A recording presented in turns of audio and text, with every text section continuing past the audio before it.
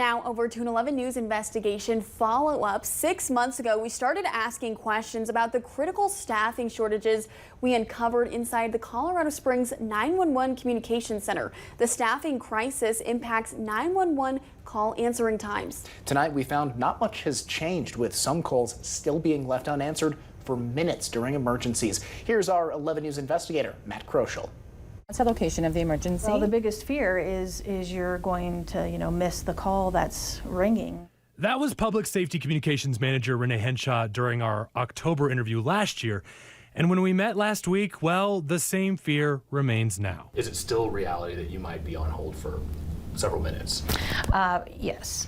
The communication center is authorized for 113 positions. At last head count, though, they were at 86. Dozens of open positions left unfilled. We've had low numbers in our last two classes, and we've had some turnover through retirement and other jobs and resignations, but we're hoping for a large April class to hopefully offset a large number of those. Those reinforcements can't come soon enough. Colorado Springs 911, what's the location of the emergency? A lack of call takers means when you call 911, sometimes you could end up waiting The Colorado Springs 911. and waiting for your call to be answered by a real person.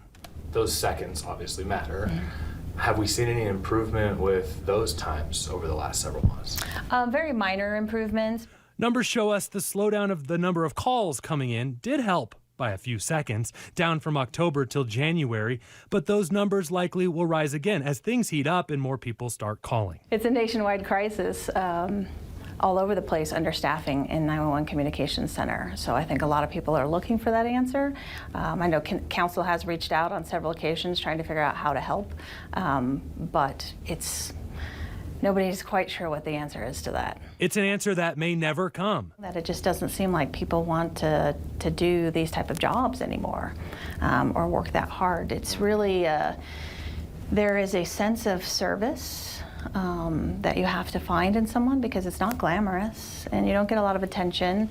Made even more challenging as mandatory overtime for the call takers and dispatchers who are showing up for work continues with no end in sight. I'm Matt Kroschel, 11 Investigates. Matt is also looking into the city's police department staffing challenges right now. You can watch for that report next Sunday night right here on 11 News at 10.